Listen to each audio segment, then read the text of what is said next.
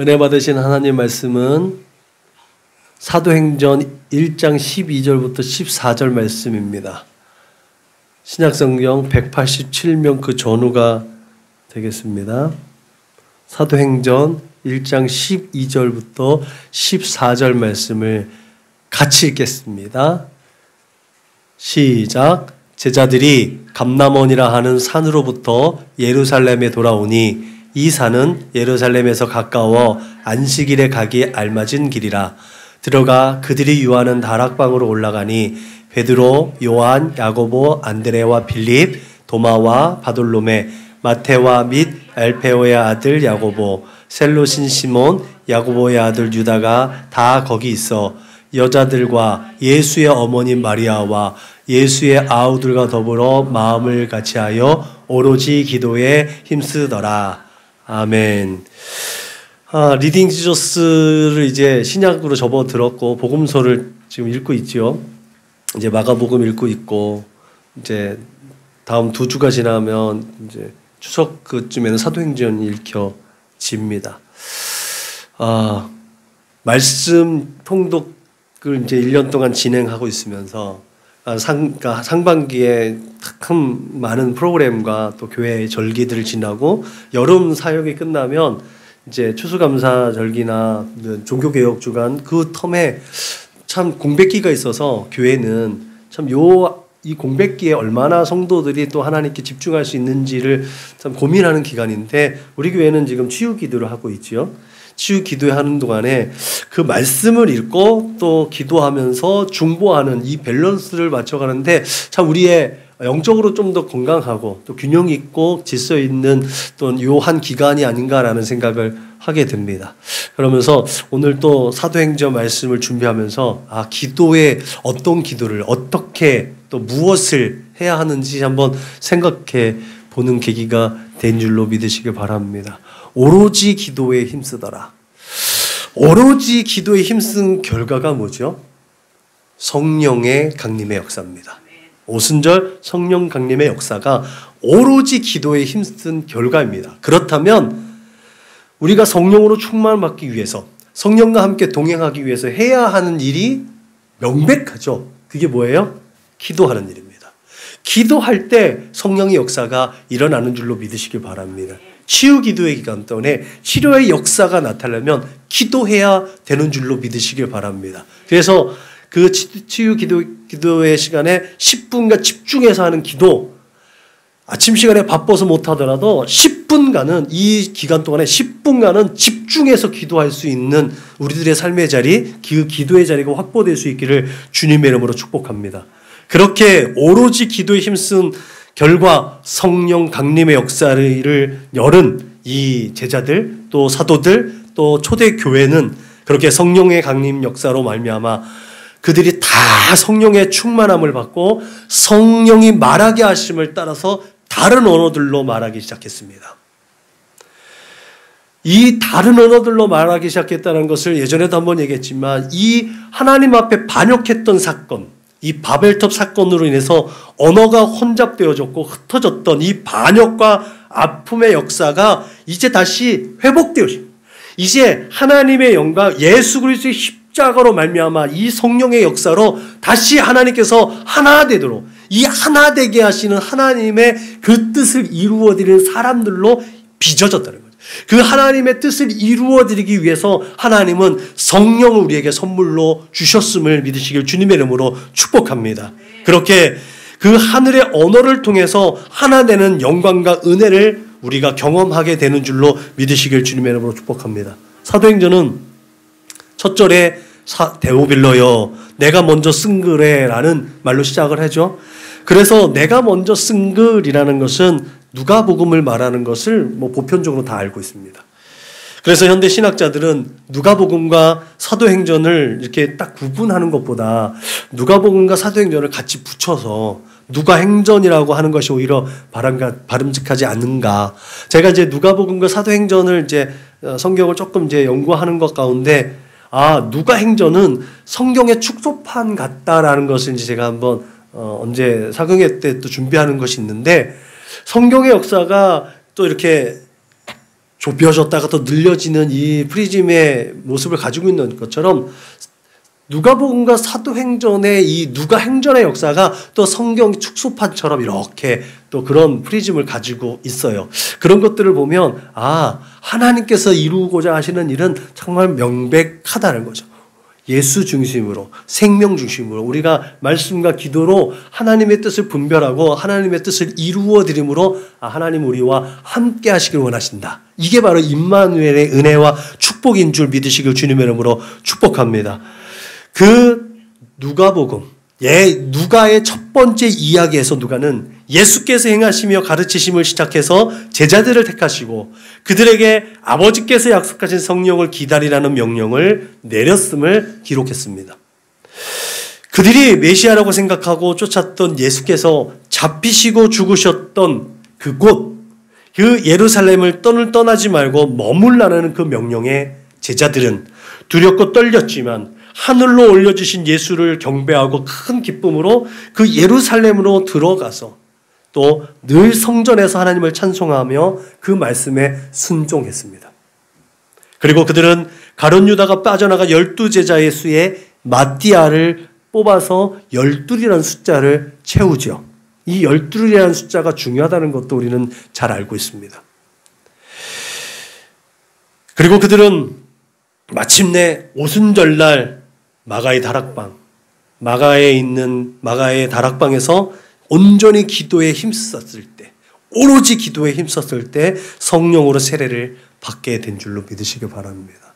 이곳에는요, 12제자뿐만 아니라 120명이라는 사람이 있었고, 오늘 말씀해 보니까 예수의 형제들도 있었다는 거죠. 그때 우리가 이제 신약 성경의 야고보서라든지 유다서라든지 예수의 형제들이 어떻게 사도의 반열에 오를 수 있을까라는 것들을 다 상세해 주는 말이 12절부터 14절에 있는 말씀 가운데 있는 것이죠. 14절에 그렇게 예수와 더불어서 여자들과 예수의 어머니 마리아와 예수의 아우들과 더불어서 마음을 같이 했다 그랬어요. 그 권위가 근데 이제 그들에게 예수의 형제, 예수의 그 혈족이라는 그런 이제 기본적인 혈족이라는 명백한 그 명목이 우리 또 야고보와 유다에게 또 있는 것이죠. 교회의 기둥과 같은 역할을 한다고 하잖아요. 성경은 그 모습을 이렇게 표현했습니다. 호련히 하늘로부터 급하고 강한 바람 같은 소리가 있어 그들이 앉은 온 집에 가득하여 마치 불의 혀처럼 갈라지는 것들이 그들에게 보였고 그런 것들이 각 사람 위에 하나씩 임하여 그들이 다 성령의 충만함을 받고 성령의 말하게 하심을 따라 각 사람들이 다른 언어들로 말하게 되었다라는 거죠. 그리고 성령으로 세례를 받고 그렇게 성령으로 충만함을 받은 그들은 예수께서 말씀하신 것처럼 예루살렘과 온 유다와 사마리아와 땅끝까지 이르러서 예수의 증인이 되었습니다. 할렐루야. 그들의 행적이 기록된 것이 바로 사도행전인 거죠. 그렇게 사도행전은 예루살렘과 온 유대와 사마리아라는 그리고 그 약속의 땅으로부터 이방의 땅인 아시아와 유럽과 땅끝으로 여겨지는 저 로마와 서바나 또 그 당시에 세계의 중심이었던 로마까지 예수의 증인된 사도들의 행적이 기록되어져 있는 줄로 믿으시기 바랍니다. 그렇다면 여러분, 성령의 역사가 왜 필요했는가라는 거죠. 이런 성령의 역사가 왜 필요했는가? 분명히 하나님은 명분이 있어요. 그 중심이 있어야 된다는 거죠. 아무에게나도 성령을 하나님께서 부어줄 수도 있는 건데 그 예루살렘에서 해야 되는 일.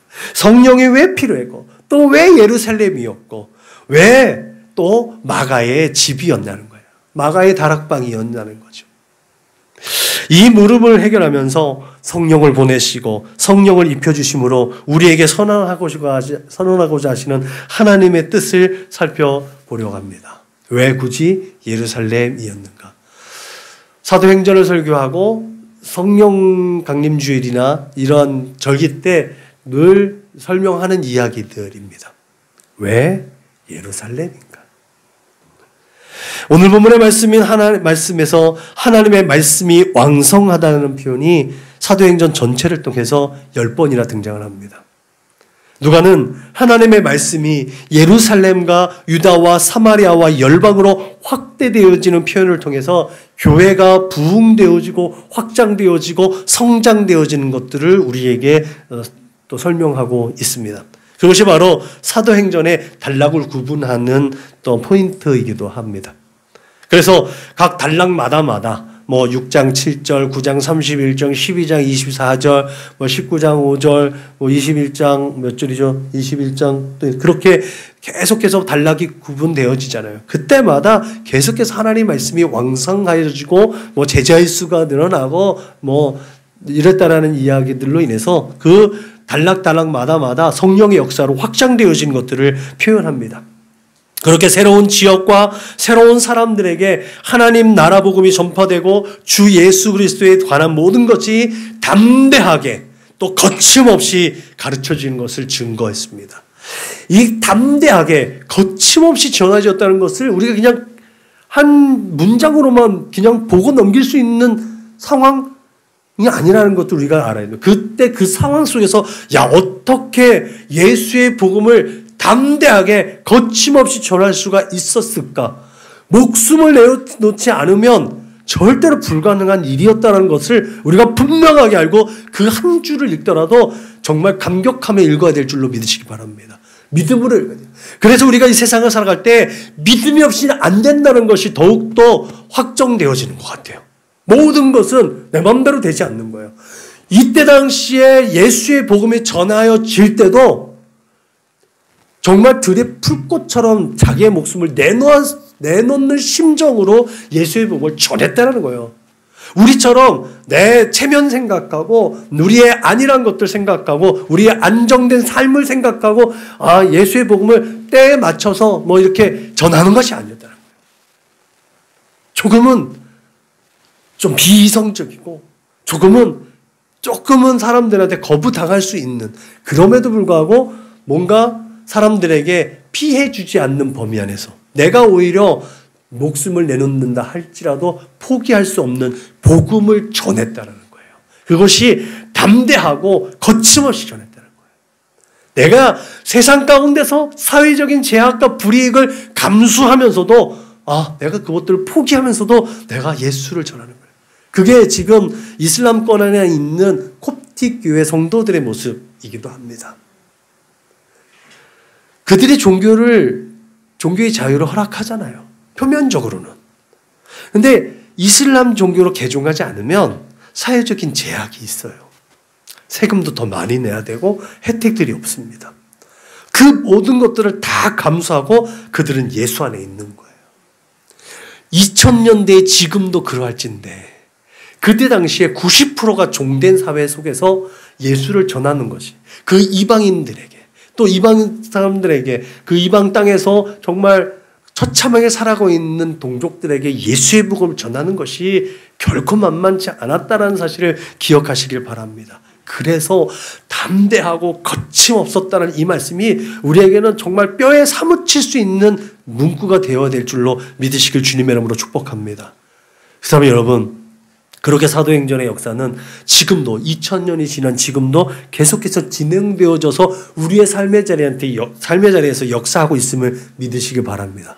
이 말은 우리의 삶의 자리에서도 조금은 담대하게, 조금은 거침없이 예수를 자랑하고 하나님의 뜻을 세워갈 수 있어야 되는 것을 반영하고 있는 말인 줄로 믿으시길 바랍니다.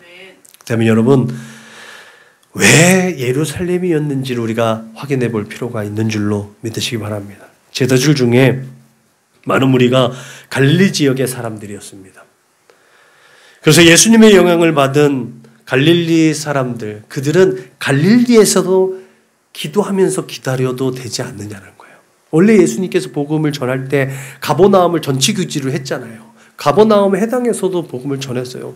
그들이 대부분의 갈릴리 사람들이니까 무섭고 끔찍한 예루살렘이 아니라 조금 더 그들이 인정할 수 있고 더 많은 사람들이 더 목 놓아서 기도할 수 있는 갈릴리, 가버나움, 그 갈릴리 지역에 들판도 넓잖아요. 거기 가서 기도하면 되는데 왜 굳이 예루살렘이어야만 했냐는 거예요. 엠마오로 가다가 예수를 만났던 두 제자는 11제자 및 그들과 함께한 제자들이 모여있는 예루살렘으로 돌아갔습니다. 여기에서 예루살렘으로 돌아왔다라는 이 제자들의 모습을 볼 수 있습니다. 아, 갈릴리로 가지 않고 그래도 마지막 예수님의 유언처럼 예루살렘에 돌아왔구나. 비록 도망갔었다 할지라도 다시 돌아왔구나. 그런데 그곳에는 예수가 잡히시던 밤에 뿔뿔이 제 살 길을 찾아 도망하기 바빴던 제자들이 또한 이 엠마오 제자들보다 먼저 돌아와 있었다는 것을 엠마오로 가던 제자들이 보게 되죠. 그리고 예수님의 승천을 목격한 제자들은 기쁨과 경배함으로 예루살렘에서 그 성전에서 하나님을 찬송하고 있었습니다. 예루살렘은 제자들에게 있어서 가장 끔찍하고 두려운 장소입니다. 그리고 실패한 장소죠. 말하자면 그때 당시에 개혁적인 예수를 따라서 뭔가 전복하기보다도 개혁의 중심에 있었던 그들인데 그 리더자가 죽음을 당한 거 아니겠습니까? 그래서 그들은 실패했다고 생각을 했어요. 그럼에도 불구하고 그들은 그곳으로 되돌아왔다는 거예요. 비록 예수께서 잡히시고 죽으신 곳이지만 하나님의 약속이 있는 곳이었기 때문에 그들은 그렇게 돌아올 수밖에 없었고 예수님의 유언 때문에 돌아올 수 있었습니다. 그들이라고 목숨이 아깝지 않았을까요? 그곳은 하나님의 계획이 있는 곳이기 때문에, 그리고 무엇보다도 예루살렘은 선민의 역사를 약속받은 곳이기 때문에 그들은 되돌아와야만 했습니다. 우리가 잘 아는 것처럼 아브라함을 통해서 이삭에 바쳐진 그 제단 위에 세워진 성전, 그 선민의 역사가 시작되어졌던, 아브라함의 시로부터 선민의 역사가 시작되었던 그곳에서 다시 새로운 하나님의 백성과 하나님의 나라는 새롭게 시작되어져야만 했다는 사실을 기억하시길 주님의 이름으로 부탁을 드립니다. 그렇게 하나님께서는 독자 이삭까지도 아끼지 않고 믿음으로 드린 아브라함에게 내가 내게 큰 복을 주고 내 씨가 크게 번성하여 하늘의 별과 같고 바닷가의 모래와 같게 하리니 내 씨가 그 대적의 성문을 차지하리라. 또 내 씨로 말미암아 천하 만민이 복을 받으리니 그렇게 약속하셨는데 그것이 바로 예루살렘 아니었습니까? 그때 당시에 다윗이 그 땅을 차지할 때도 여부수 족속의 이방인의 땅이었어요. 결국 하나님의 약속대로 그 땅에 다른 나라 사람들, 다른 민족 사람들이었는데 그 성문을 차지하는 결과를 얻게 되어지는 것 아니겠습니까? 모리아 제단에서 내 씨로 말미암아 천하 만민이 복을 받으리라고 하는 이 약속은 이제 영적인 이스라엘인 저와 여러분들에게 선언되어진 하나님의 약속이라는 사실을 믿으시길 주님의 이름으로 축복합니다. 그렇게 선민 이스라엘의 중심인 예루살렘, 여호와의 날에 하나님께서 서실 시온산이 있는 곳 예루살렘, 모든 심판의 재판 장계의 자리가 있어야 하는 그 예루살렘, 이제 그곳은 예수 안에서 새롭게 피조물된 그리스도인의 중심의 삶이 되어야 되는 줄로 믿으시길 주님의 이름으로 부탁을 드립니다. 왜냐하면 그곳은 실패의 장소였고 실패한 지도자라고 생각한 예수께서 성공이고 승리의 부활의 창가를 부른 곳이고 그렇게 하늘로 올려진 곳이고 그 올라가신 그대로 다시 오실 것을 약속하신 자리가 바로 예루살렘이었기 때문에 그 자리가 그들에게는 약속의 자리이고 새롭게 시작되어지는 자리였음을 우리는 믿어야 될 줄로 믿으시기 바랍니다. 그러므로 보편적으로 부어지는 성령의 역사, 모든 만민에게 부어지는 성령의 역사는 그렇게 예루살렘으로부터 시작되어야만 했다라는 거죠. 그게 하나님의 명분이에요. 예루살렘을 선택하시고 예루살렘으로부터 다시 새롭게 시작되어지는 하나님께서 1.1력도 변함이 없으시고 회전하는 그림자도 없으시고 모든 것이 알파와 오메가가 되고 처음과 나중이 되시고 모든 것이 변함이 없으신 신실한 하신 하나님, 그 하나님이 예루살렘으로 시작해서 예루살렘으로 끝나야 되는 그 하나님이 약속하신 그것이 바로 예루살렘이었다. 그 성령으로게 독생성자 예수라는 마지막 히든카드를 내던져서 그 얻게 되는 영적인 이스라엘을 구별하는 하나님의 사인인 줄로 믿으시길 바랍니다. 아무나 성령을 받는 게 아니에요. 유대인이 성령을 받습니까? 예수 안에 있는 자, 그리스도인이 성령의 세례를 받고 성령을 선물로 받는 줄로 믿으시길 주님 여러분 축복합니다. 그래서 선민을 약속하셨던 그곳에서 새롭게 택함을 받은 자들에게 주어지는 약속이 그곳에서부터 우리에게 주어지는 것이라는 거죠. 그래서 예루살렘이라는 거죠. 세상의 예루살렘이 보는 시각은 다르잖아요. 아직도 분쟁의 도시예요. 중동 해역뿐만 아니라 어쩌면 세계 3차 대전이 일어나면 그 예루살렘의 사태로 말미암아 일어난다는 거죠. 그 세상에 보는 예루살렘과 하나님 보는 예루살렘이 이만큼 차이가 있다는 것을 우리가 기억해야 될 줄로 믿으시길 주님의 이름으로 축복합니다. 세상의 논리로, 세상의 이성적이고 세상적인 지식으로 예루살렘을 생각하면 답이 안 나오는 이유가 여기 있는 거예요. 그래서 여러분, 왜 굳이 또 그 예루살렘에서도 마가의 다락방이냐는 거예요.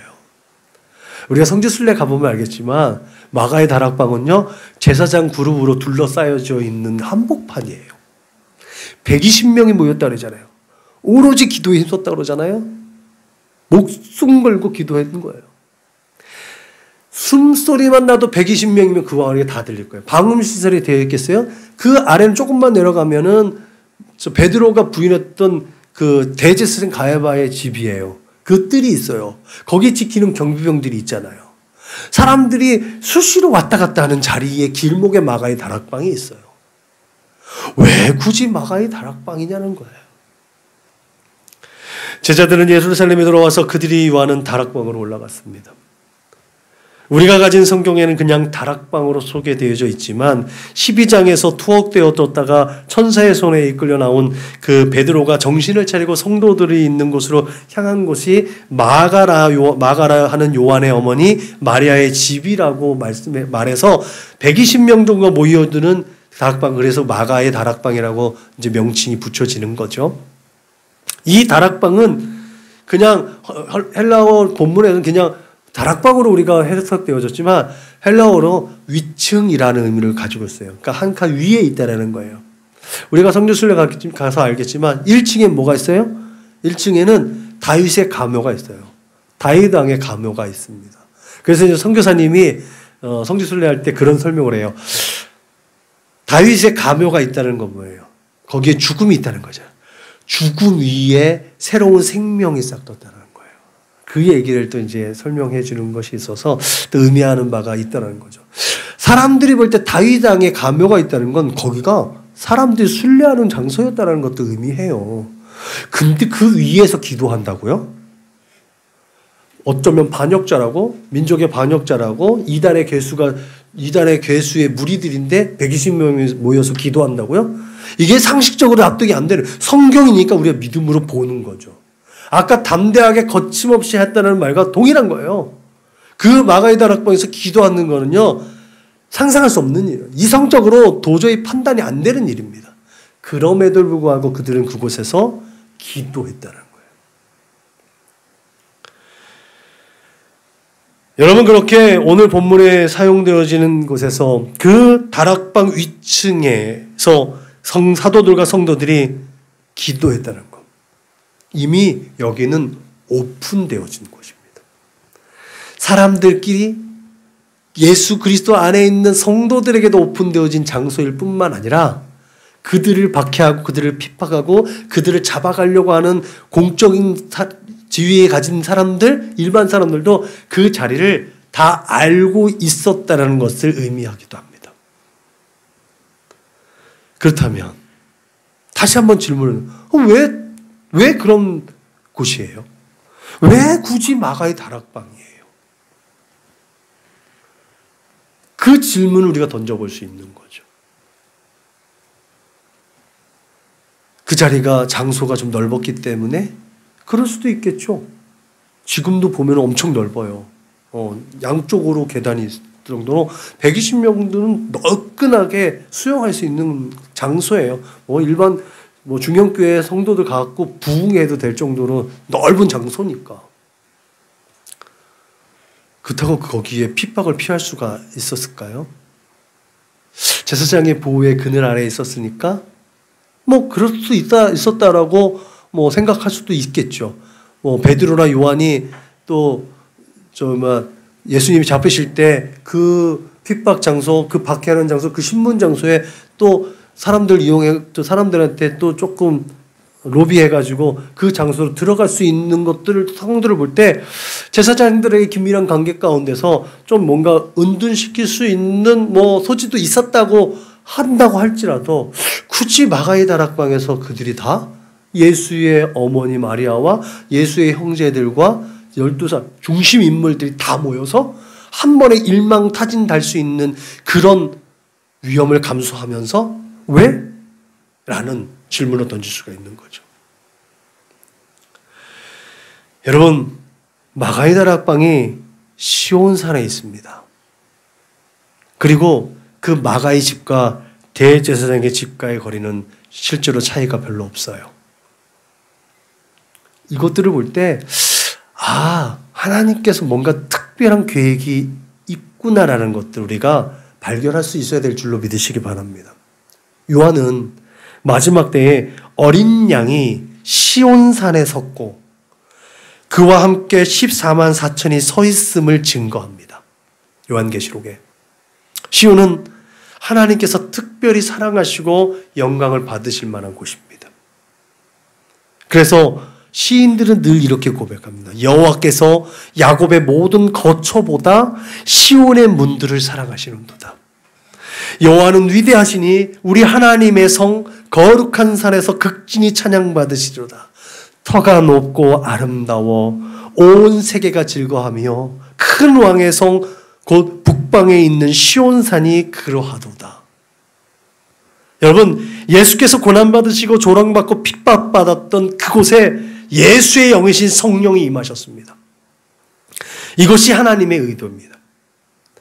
분명히 예수님은 이 성에 머물라고 했습니다. 그리고 예루살렘을 떠나지 말라고 했습니다. 예루살렘을 떠나지 말라고 그랬지 마가의 다락방에 모이라고 하진 않았어요. 그럼에도 불구하고 그들이 마가의 다락방에 모여서 오순절까지 기도에 있었다는 것은 분명히 하나님의 의도하신 바가 있었다라는 거죠. 그것이 바로 주의 성령이 내게 임하셨으니 이는 가난한 자에게 복음을 전하게 하시려고 내게 기름 부어주시고 나를 보내사 포로된 자에게 자유를 눈먼 자에게 다시 보게 함을 전파하며 눌린 자를 자유롭게 하고 주의 은혜의 해를 전파하게 하려 하심이라.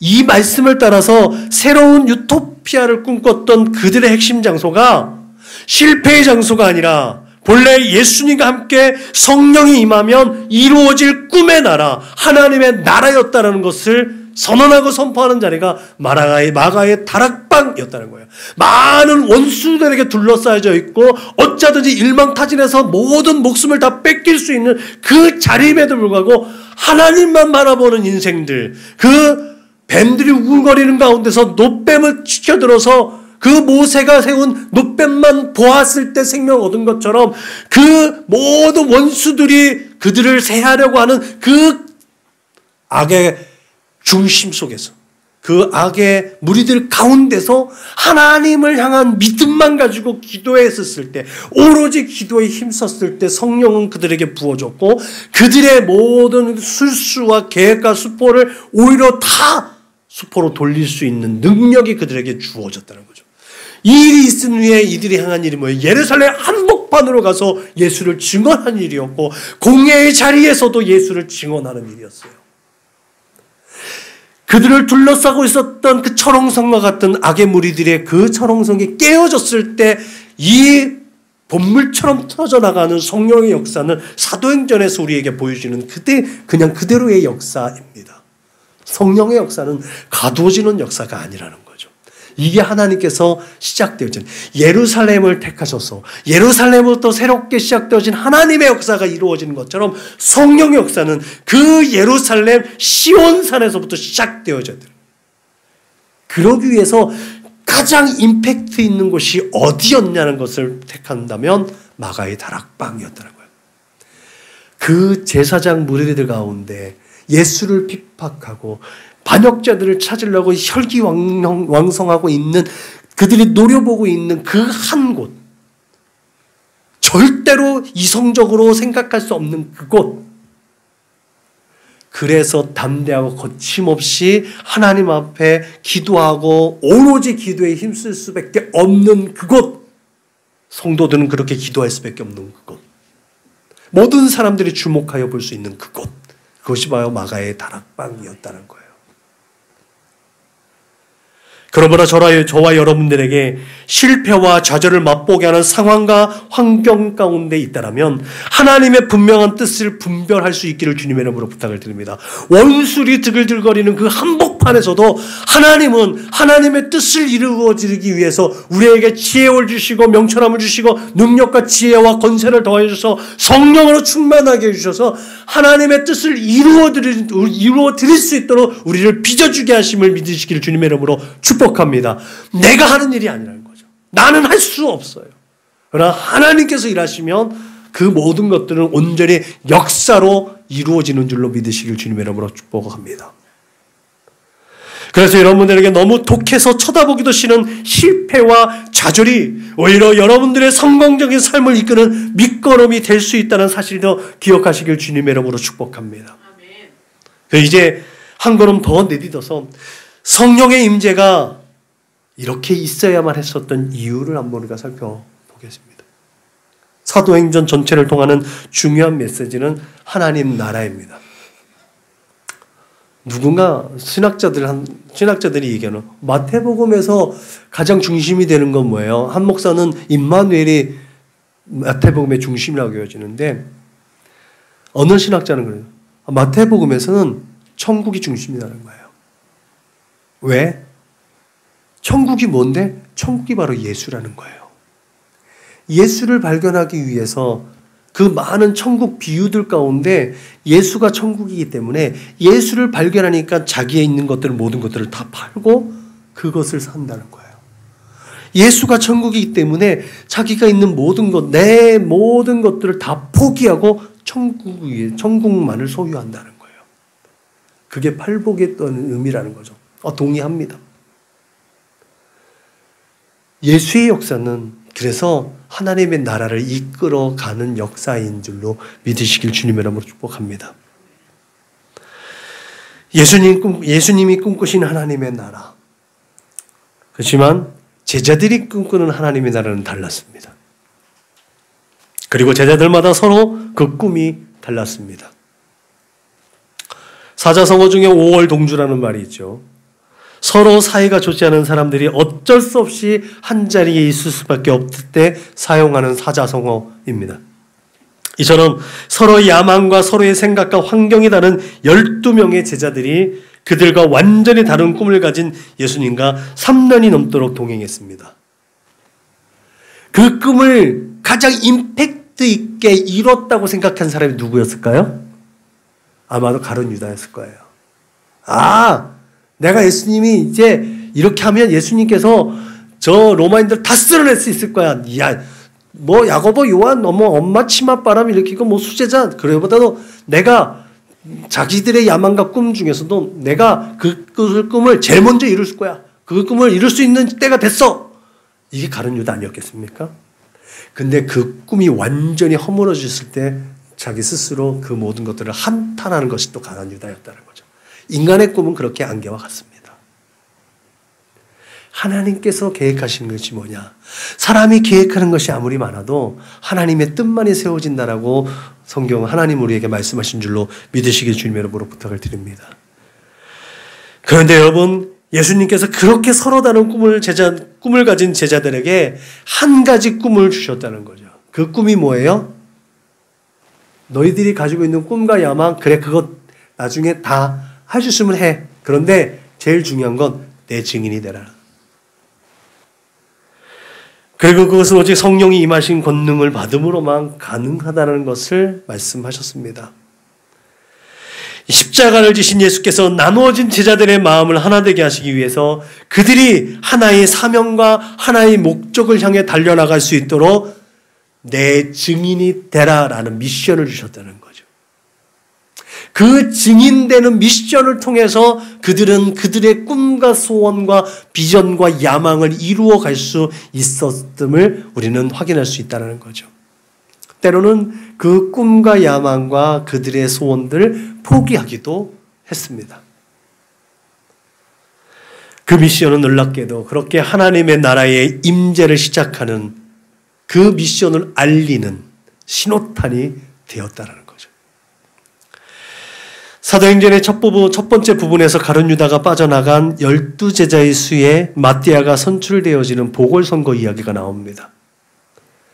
또한 각기 다른 언어들로 말하므로 오순절 각처에서 온 순례자들이 그들이 다 알아들을 수 있는 예수 사건들, 예수님에 관한 모든 것들을 다 듣게 되어지는 거예요.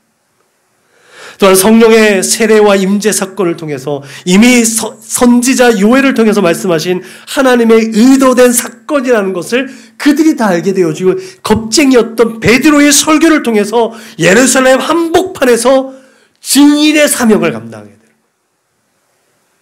그리고 성도의 수가 또한 제자의 수가 늘어나고 예수께서 행하신 기적들이 사도들을 통해서 재현되어지는 성령의 역사가 나타납니다. 그러게 성령을 받은 증인들은 어떠한 협박과 죽음 앞에서도 당당히 예수가 그리스도이시고 하나님의 아들이심을 증언합니다. 그렇게 교회는 든든하게 세워져 갔고 그 안에 하나님의 의를 세우기보다 자기의 의를 드러냈던 그들은 이제 성령으로 말미암아 공의로운 심판을 받기도 했습니다.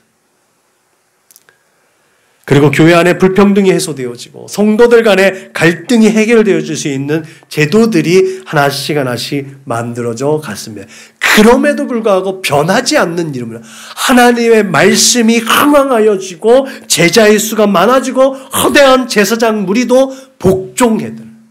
여기서 제사장들이라는 건 성경 말씀을 잘하는 자들 아니겠습니까? 그들이 알고 있는 하나님의 말씀이 예수님의 말씀에 비춰서 아무것도 아니라는 것들을 깨닫게 됩니다. 그 제사장들이 하나님의 말씀 가운데 예수님의 가르침 앞에 복종하는 역사가 이루어졌다는 거예요. 마가의 다락방에서 이루어졌던 하나님의 역사로 인해서 그 마가의 다락방을 둘러싸고 있었던 그 제사장 무리들이 하나씩 변화되어졌다는 거예요. 마가의 다락방이 원수들의 사로잡혀 있었던 하나의 포섭되어져 있던 중심이었다면 그것이 점점 확장되어져서 정말 폭발적으로 늘어나는 교회로 성장되어져 갔다는 거죠. 그러므로 성령의 임재는 하나님의 역사를 이루시는 하나님의 마지막 신호탄과 같습니다. 세상이 혼돈하고 공허하고 질서 있게 세상이 혼돈하고 공허해서 또한 질서 있게 세상을 창조하시고 보시기에 심히 좋으셨던 하나님께서 이제 다시 하나님 보시기에 좋은 하나님의 나라의 임재를 위해서 성령을 통해 그 마음을 우리에게 전해 주셨음을 믿으시길 바랍니다. 그렇게 우리가 살아가는 삶의 자리는 그렇게 성령의 충만함을 통해서 하나님의 뜻이 이루어지는 자리인 줄로, 그것이 바로 직장이고 그것이 바로 사업장이고 그것이 바로 학업의 자리인 줄로 믿으시길 바랍니다. 결론적으로 교회의 시대를 알리는 하나님의 사인으로서의 성령의 강림의 역사는 때가 이르렀음을 직접적으로 보여주시는 하나님의 선하신 역사입니다. 성령의 임재가 오순절 마가의 다락방에 모인 자들에 의해서 그 눈에 확연하게 보여줬던 것처럼 이제 예수님의 재림은 하나님의 나팔소리와 함께 모든 열방들이 목격할 수 있는 전 세계적인 역사가 되는 줄로 믿으시길 바랍니다. 이 일이 인터넷이나 이런 것들이 일어나기, 유튜브나 인터넷에 있기에는 어떻게 이런 일이 일어났을까 의문이었어요. 근데 뭔가 조금만 이슈가 될 만한 게 있으면 바로 생중계 되잖아요. 하나님의 나팔소리가 뿡 울려지는 그 순간에 예루살렘 한복판에서 아마 유튜브로 이제 생중계가 될 거예요. 모든 사람들이 다 볼 수 있는 거예요. 의심할 수 있는 사람이 없어요. 의심할 수도 없어요. 온전히 모든 열방들, 모든 지구촌 구석구석에 있는 모든 사람들, 그래서 아프리카 오지까지도 지금 우리 LTE가 들어가는 거 아니겠습니까? 누가복음과 사도행전의 통일된 주제, 그것은 이스라엘의 구원을 주신 하나님께서 계속해서 예수 그리스도를 통해서 영적인 이스라엘인 우리 그리스도인에게도 구원을 주신다는 것입니다. 그러므로 무엇보다도 우리가 간과하지 말아야 할 것은 사도행전의 핵심이 사도들이나 바울이 아니라 예수라는 거예요. 성령의 역사는 예수의 역사이고 사도들과 제자들은 이 예수를 증언하는 일이라는 거죠. 그래서 바울이 중심이 되면 안 되는 거예요. 사도가 중심이 되면 안 되는 거예요. 그렇기 때문에 예수의 영이신 성령의 인도하심이 아니면 예수를 볼 수가 없는 거예요. 예수의 삶이 재현될 수 없는 거예요.